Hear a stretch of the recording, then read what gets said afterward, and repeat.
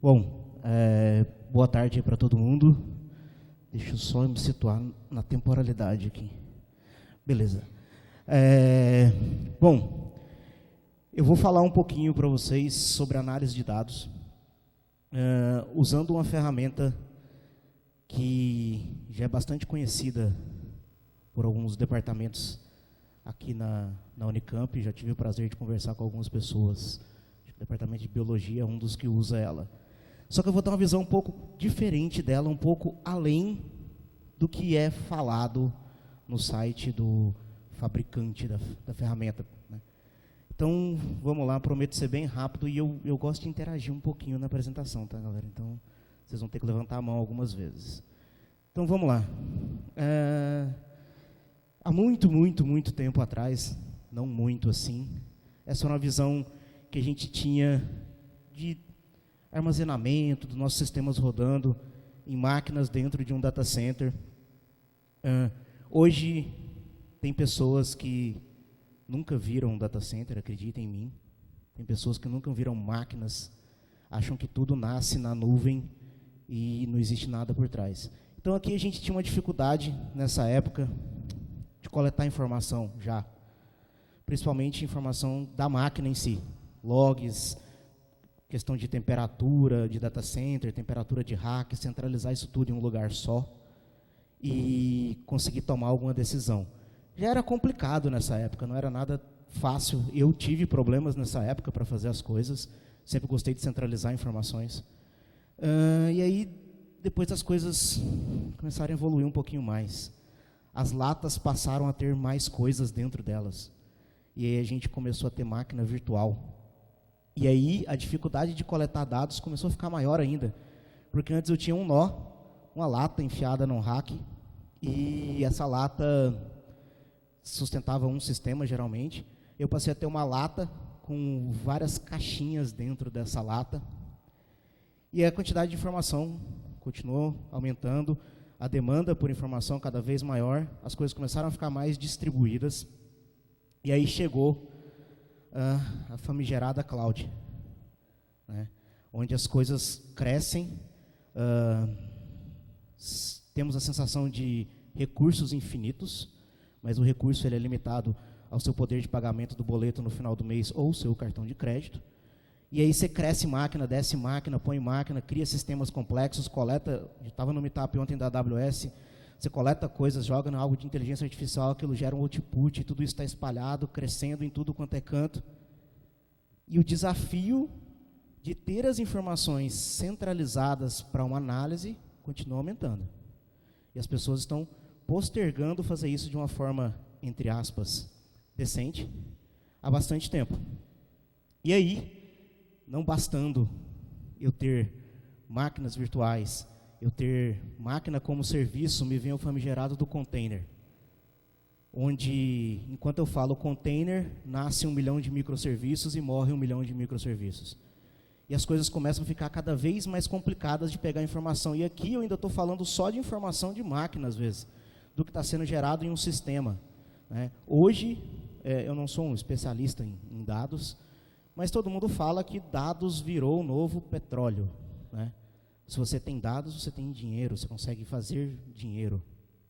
E aí, quando a gente tem um monte de container, as coisas começam a ficar complicadas. Por quê? Quem aqui roda aplicações em containers? Alguém? Ali, temos um ali. Você captura os logs dela? Pois é.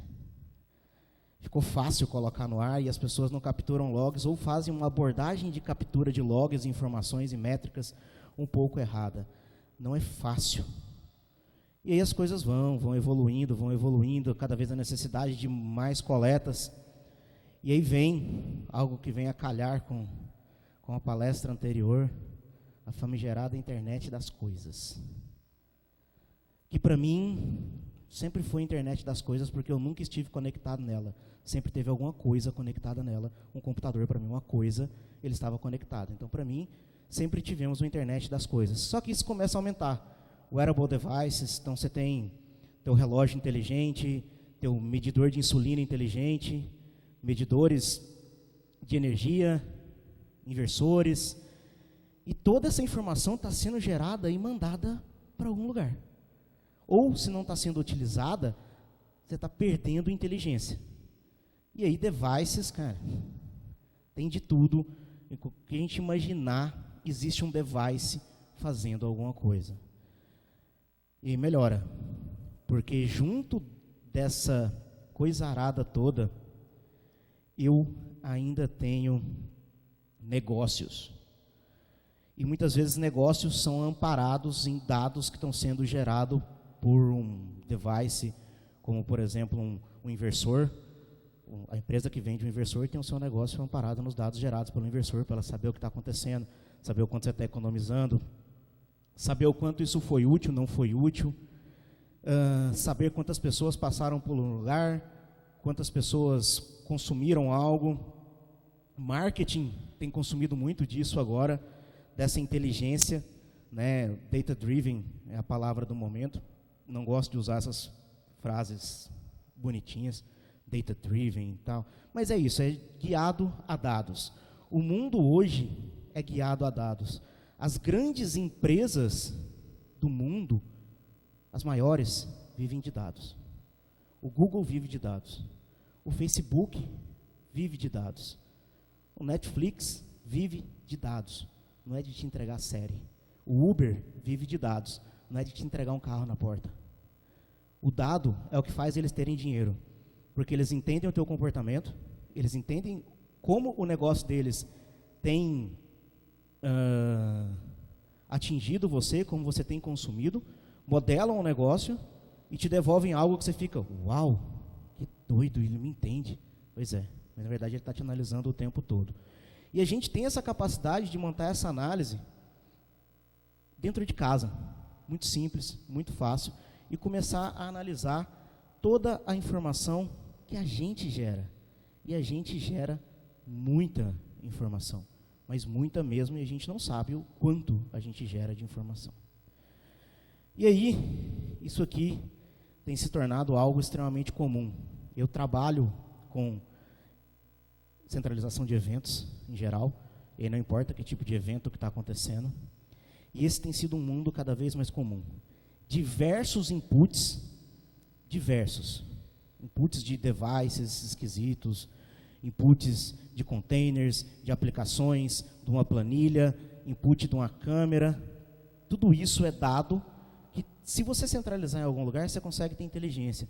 Mas hoje, eu tenho, por exemplo, ali, como que funciona? Enfim, tem um Apache gerando um log de um jeito, eu tenho log files de diferentes formas possível, um device gerando log de um jeito, outro device gerando log de outro jeito, uma bagunça. Eu tenho o meu sistema lá de compra e venda de alguma coisa, ou sistema de matrícula, sei lá, qualquer sistema, gerando dados de uma forma que ninguém usa aquilo, ou cria aquele famigerado relatório que para o sistema todo mês. Eu tenho redes sociais gerando dados o tempo todo, eu tenho devices celulares gerando dados o tempo todo, o IoT. Tudo isso com a dificuldade monstruosa de ser parseada, isso tudo pode ser enviado para um monte de lugar, e esse é um ecossistema muito comum, que não deveria ser assim. Deveria ser parecido com isso. Deveria ser simples. Eu deveria ter meus dados, entro em alguma coisa que faz uns reportes desses dados, eu gero uma análise, tomo uma ação e que me gera um valor, sendo bem grosso no análise. Então, por exemplo, você tem os seus servidores web. E eu vou contar uma historinha rapidinho de um projeto que eu fiz. Eu tinha um servidor web que atendia um serviço utilizado pela população brasileira. E eu queria, um desafio meu era, a partir de um log que o meu servidor tinha, um log. Quem que já viu o log do Apache? Aquele log normal. Eu queria daquele log tirar como estava a minha aplicação. Eu queria, do error log, pegar os erros em tempo real e mostrar para os meus desenvolvedores, e eu queria mostrar para o meu diretor um dashboard em tempo real de quantas coisas haviam acontecido. Só que eu não queria ter diversas informações, porque eu tinha o log da aplicação. Na aplicação eu tinha a transação, eu sabia o que era a transação, então se a transação ocorreu, eu podia mostrar para ele no dashboard um mais um.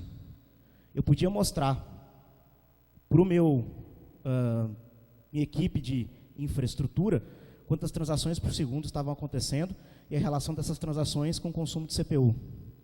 E para o meu desenvolvedor, que sempre queria ter acesso aos logs em produção e me enchia as paciências para isso, eu conseguia ter para ele uma interface que ele via os logs em tempo real. E esse era o meu desafio. Eu comprei essa ideia lá. E eu consegui fazer isso. Foi fácil? De forma alguma. Mas eu precisei estudar a minha informação, o meu dado, na verdade, para gerar uma informação. E quem me ajudou a conseguir isso foi essa stackzinha aqui. Já ouviram falar dessa stack? LK, Elasticsearch Logstash Kibana. Extremamente famosa e não para só por Elasticsearch Logstash Kibana. Na verdade, hoje é o que menos tem, é isso aí. A gente tem os bits ali que são a parte nova. Então, essa stack, há 6 anos atrás, me permitiu fazer isso. Hoje, ela permite que você faça isso muito mais fácil. Né? Muito mais fácil. Só para citar um exemplo, ela é open source, tá? Tem uma parte que é proprietária dela, mas dá para fazer tudo com open source. Vocês sabem o que é SIEM? Sistema de gerenciamento de eventos, geralmente de segurança, para a gente analisar as coisas. Era uma dor de cabeça fazer SIEM antigamente.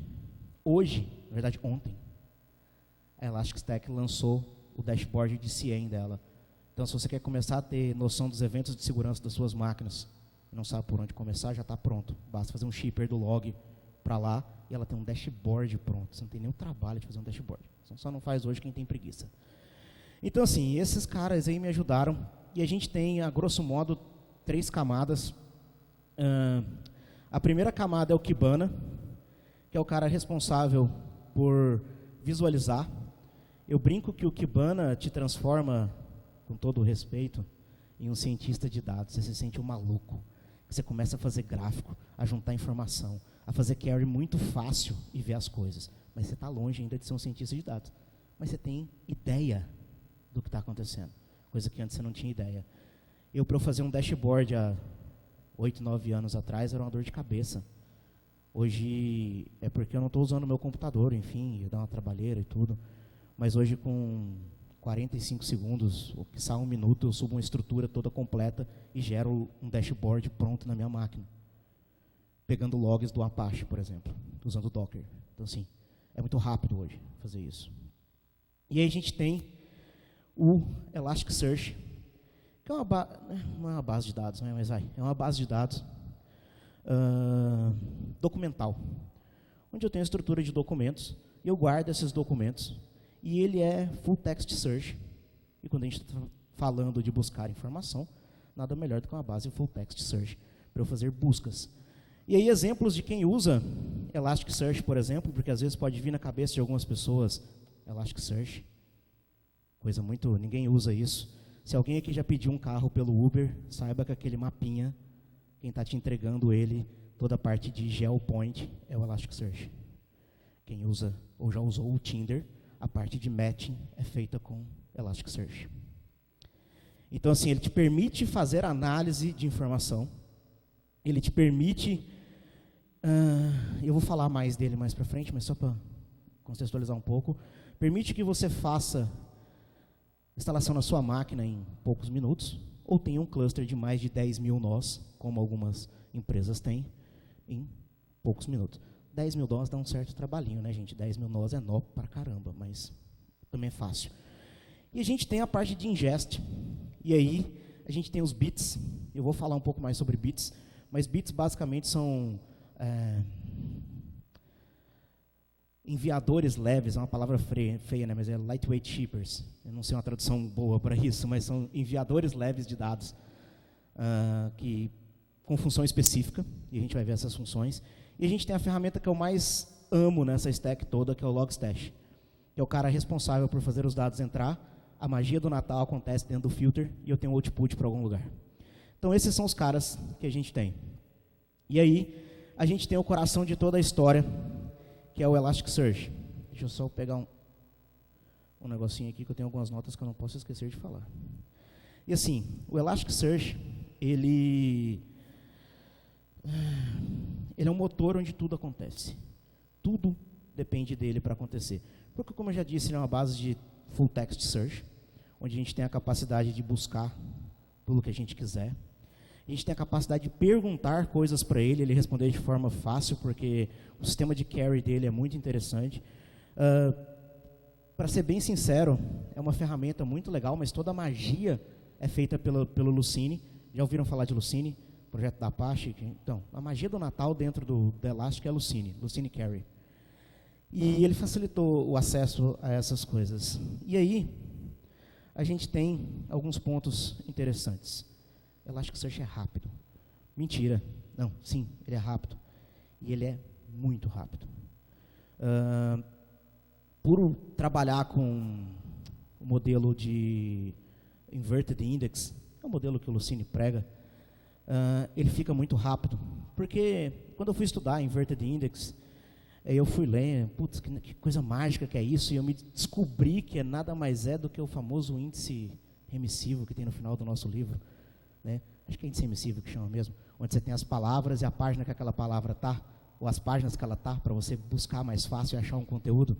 E a magia do Natal do Elasticsearch é essa. Ele cria os índices, tipo abóbora, documento 30, 40 e 80, por contexto. E aí você acha a abóbora. São os tokens do Lucene. Né? Isso, assim, bem resumido do que ele faz. Né? E ele é fácil de botar no ar. Você pode simplesmente fazer o download dele, explodir, dar um ponto barra Elasticsearch, ele está rodando. Ou, e se você quer fazer um cluster, a magia do Natal do cluster ela é mais simples ainda. Eu vou ensinar agora como fazer um cluster de Elasticsearch. VI, elasticsearch.yaml, cluster name, meu cluster, host, o IP do host, master.nodes, o IP do seu node, o IP do próximo node. Salva. Vai para o próximo. Nome do cluster, o mesmo nome que você pôs. O host dele, master nodes, o IP do outro, o IP desse. Salva, reinicia os dois, o cluster está pronto. Ponto. É só isso. E aí ele se vira com fazer balanceamento das shards, enfim. Isso é uma visão rápida do cluster, tá? Tem muito mais coisa por baixo para melhorar, mas você precisa de um cluster. Isso é um cluster de Elasticsearch, isso que eu acabei de falar. É muito simples. Outro ponto interessante dele, que eu acabei já puxando aqui, é a escalabilidade. Todo mundo sabe do desafio que é escalar um data store. Ou era, hoje não é mais.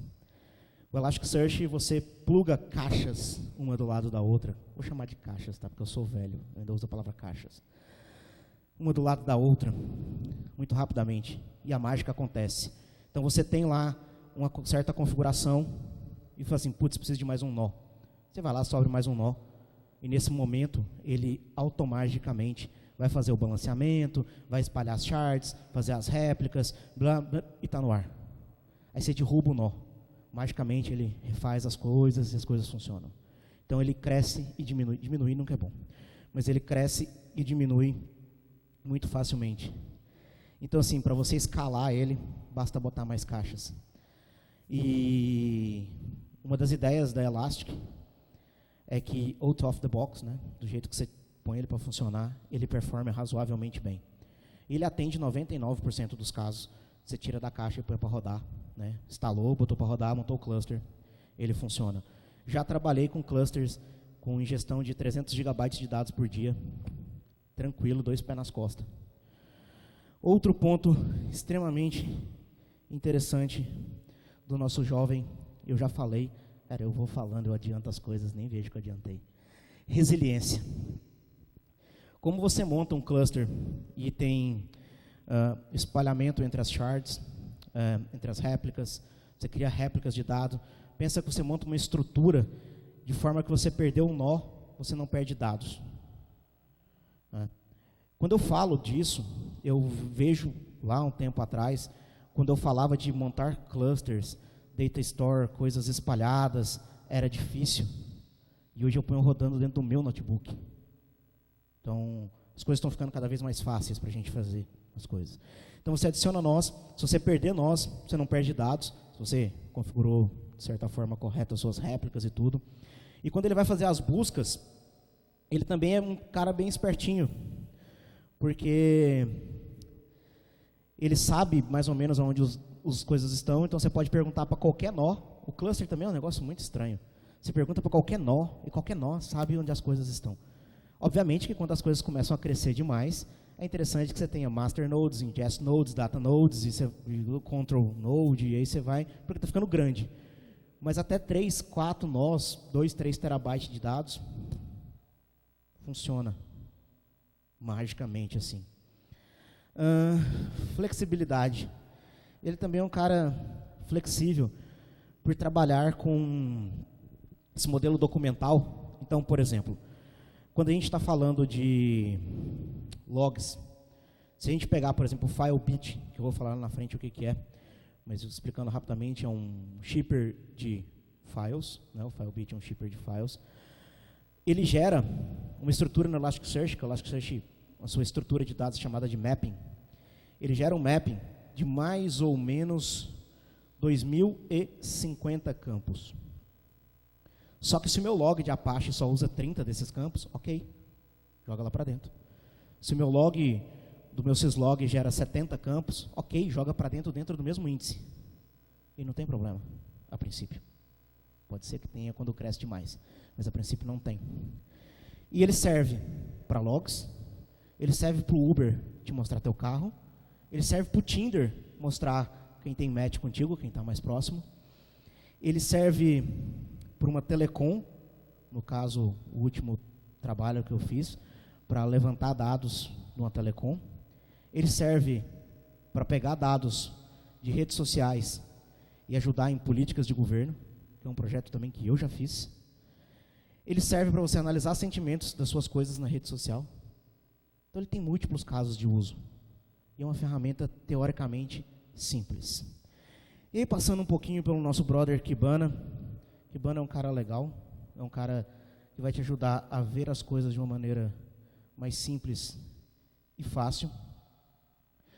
Basicamente, a ideia do Kibana é que qualquer um possa gerar, conferir meu tempo aqui, gerar os seus dados, ver as suas coisas de forma fácil e rápida, onde não precisa ficar pedindo para alguém fazer um relatório. Tu tem as informações, você tem acesso ao Kibana, gera teu relatório, jovem. E gera relatório bonito assim. É muito fácil, cara. Eu não consigo entender essas coisas. Mas é muito fácil gerar, sabe? Você olha um gráfico desse, para quem não manja, fala assim, caraca, deve ter muita coisa louca aí. Enfim, mas você gera isso muito fácil. Você gera coisas assim muito fácil. Quem já teve que fazer coisas de geopoint, plotar no mapa as coisas, sabe às vezes a dificuldade que é. No Elasticsearch tem um campo chamado geopoint, põe lat long e acabou. Está lá. Ele vai ler, vai plotar no mapa. Pode não te dar a precisão que você sonha em ter, mas te dá algo que você já tem agora. Você não precisa esperar lá na frente para ter alguma coisa, ou até para justificar algo que te leve a ter um sistema assim. E te leva a ter dados do tipo time series. Afinal de contas, o Elasticsearch nasceu para ser um time series database, né? E uma viagem que eu tive há uns tempos atrás na minha cabeça, faz todo sentido, porque tudo o que a gente faz na nossa vida é um evento temporal. Eu tenho um tempo para dar uma palestra, eu tinha que estar aqui em alguma hora, eu gastei X tempo de carro. Toda a nossa vida ela é time series, baseada em uma série temporal. Nada mais justo que um data store que grave coisas baseadas numa série temporal. Porque quase tudo que rege a nossa vida é uma série temporal, de certa forma. É uma ilusão meio louca minha. E se nada daquilo está legal para você, você quer fazer aquele dashboard maroto com o seu logomarca, o logomarca não pode falar, né? Assim, bonitão, e que atualiza em tempo real, cara, que é o sonho de todo mundo, tá lá e é open source, velho. Você entra no Canvas, Eduardo, beleza, você falou disso tudo, mas, cara, DSL, que é a query do Elasticsearch, eu não manjo. Fica tranquilo, o Canvas é SQL, você pode fazer uma query SQL num banco de dados documental, tirar os dados que você quer e montar um dashboard bonitão desse aí. Na verdade, um Canvas, né, uma tela, que fica atualizando em tempo real, que pode estar dentro do teu monitorzão bonitão, mostrando o quanto tu vendeu de alguma coisa, quantas pessoas fizeram algo, como que as coisas estão acontecendo, em tempo real. Real time. Isso é, na verdade, NRT, Near Real Time. Porque eu não posso falar tempo real. E aí vem esse cara aqui, que é a minha paixão total, Logstash. Logstash nada mais é do que um... Não, isso, vamos falar disso aqui primeiro. Logstash é um cara que é o seguinte, você tem um monte de input, um monte, imagina qualquer coisa. E eu estou falando a verdade. Qualquer coisa, você pode jogar lá para dentro. Porque se não tiver nenhum plugin de input, tu tem um socket TCP e UDP. Se a tua aplicação não conseguir falar nem TCP nem UDP, a gente tem que pensar um pouquinho mais aí, mas tá lá. E Eduardo, ela fala um negócio muito doido, não é TCP, não é UDP, não é nada disso. Tu escreve um plugin, velho. Open source é para isso. Não é para isso que serve open source? E ele faz a magia e gera análise, arquivamento, joga para Elasticsearch, monitoramento, alerta. E ele nada mais é do que isso aí, um pipeline. Tenho múltiplos inputs, e aí eu tenho inputs, como eu já falei, de qualquer lugar que você imaginar. Você tem input TCP, HTTP, ele faz um listening em HTTP, ele faz um pooling em HTTP, você coloca numa porta TCP escutando, ele se escuta também, então você pode conectar um pipeline no outro, começar a fazer umas magias meio malucas. E você tem um monte de filtro, que é onde a magia acontece. Porque filtrar é onde você vai enriquecer a informação. Onde eu vou pegar o dado de uma API X, pesquisar numa API Y e gerar uma informação Z, que eu vou gravar em algum lugar. E eu faço tudo isso aqui dentro muito, muito fácil. Mas muito fácil mesmo. E eu tenho múltiplos outputs. Ou seja, eu posso gravar em vários lugares diferentes. Como, por exemplo, eu posso jogar dados dentro do Elasticsearch, dentro de um chat para avisar que algo deu problema, acionar um equipamento que aceita uma chamada HTTP, que vai fazer uma determinada coisa, que de lá ele vai gerar uma resposta para um pipeline, que vai entrar, vai filtrar, vai enriquecer e vai me avisar, tal coisa aconteceu. E tudo isso muito simples, rápido e fácil. E ele é full integrado já com o Elasticsearch Kibana. Então, quando você gera um pipeline de Logstash, gravando dentro do Elasticsearch, ele já cria mappings de forma automática, para que você consiga visualizar a maioria dos dados possível. Eduardo, meu dado não está lá. Ok, seu tipo de dado pode não estar lá. Mas, cara, para quem não tem nada, metade é o duplo. Então, quando você tem alguma coisa, já é bom. Você consegue começar a analisar. Porque, às vezes, a curva para começar a analisar ela é muito longa. E aqui você tem, e o título da palestra não é mentira, dava para largar o microfone e fazer em 40 minutos no meu terminal uma stack inteira dessa funcionando. Eu já fiz em 15. Conseguiria fazer em 40 e ficaria mais elaborado. Então você consegue botar isso rápido funcionando hoje. E o pior, isso funciona bem. E a gente tem os bits. Vai dar o tempo certinho, eu estou ficando bom nisso. Bits nada mais são do que agentes leves de função específica. Por exemplo, FileBit captura arquivos, WinLogBit, eventos de Windows, AuditDBit, eventos do AuditD do Linux, FunctionBit, coisas de Function as a Services, Serverless, essas coisas bonitas, PacketBit, Flow de rede, está faltando mais um bit nessa história aqui, a Heartbeat, faz o serviço de Heartbeat, e o MetricBit, que coleta métricas. E esses caras coletam tudo isso e já são nativamente integrados com o Elasticsearch. Eles podem mandar direto para o Elasticsearch, se você quiser. Mas eles podem mandar para um pipeline Logstash, por exemplo, e você trabalhar esse dado lá dentro. E aí é um pouco do que já vem pronto dentro do Kibana. Eles têm um foco muito em infraestrutura, ok, é o que está ao mercado deles, mas serve para qualquer coisa. Mas tudo isso aí vem pronto, funcionando. A gente só não centraliza informações dos nossos serviços hoje se a gente não quiser, porque já vem tudo isso pronto e funcionando. Citando o case dessa telecom, o deploy de toda a estrutura com 3 nós de cluster funcionando e alguns bits pré-configurados para poder ser espalhado isso usando um gestor de configuração, eu levei 7 horas. 7 horas só para fazer. Depois tem as evoluções, melhorias de acordo com os dados entram, enfim, mas para estar no ar e fazendo uma prova de conceito, 7 horas. Aí eles pegam dados das coisas mais bonitinhas do planeta, aí, como os Kubernetes da vida, aí, esses orquestradores, mas o interessante disso não é nem isso. Ele agrega dados por metadados. Então ali eu tenho todos os meus pods, que são coisas do Kubernetes, enfim, e eu posso clicar em cada um daqueles e ver logs, métricas ou até questões de APM, porque ele integra tudo isso pelos metadados e gera visões a partir dos metadados. Parece meio lógico, né? Os metadados servem para isso. E se você não tem nada que te atenda, a magia do open source é essa, escreva.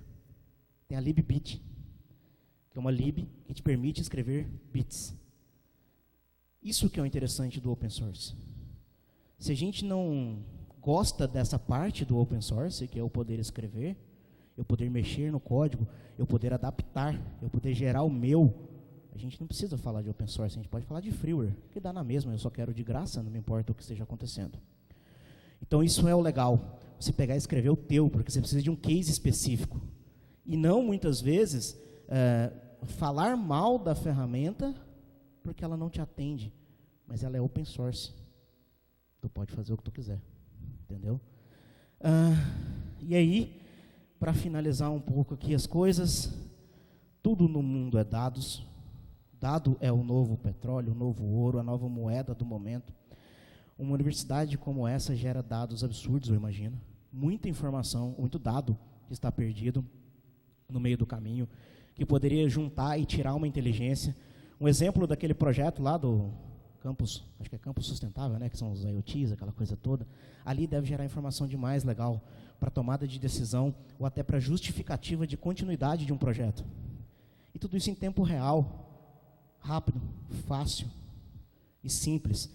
Basta pegar essa estrutura, instalar e começar a testar. É tudo muito simples e rápido.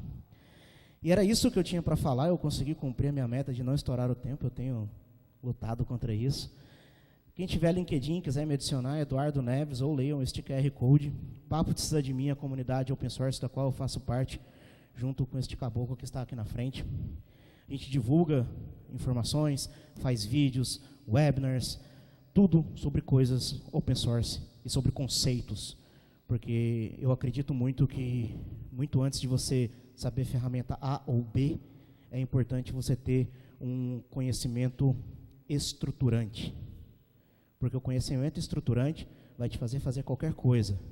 Não importa, só um exemplozinho para acabar aqui, não importa qual seja o carro que você vai dirigir ou quão diferente ele seja, você sabe como funciona um carro, não sabe? Então você vai sentar, às vezes você vai apanhar um pouquinho no começo, mas vai dirigir. Esse tipo de conhecimento é o que a gente tem que buscar. Conhecimento que te estrutura a poder fazer qualquer coisa, porque você entende a base. E um recado meio filosófico, estudem, por favor, as bases da computação de verdade.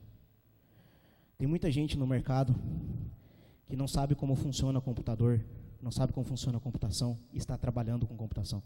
Isso está gerando muito problema. É bizarro isso, mas é verdade. Então isso era o que eu tinha para falar. Estou aberto para perguntas, enfim, quem quiser trocar uma ideia, fazer alguma pergunta. Não sei onde tem outro microfone, enfim, não sei se é esse que anda. Se alguém tiver uma pergunta, pode fazer aí.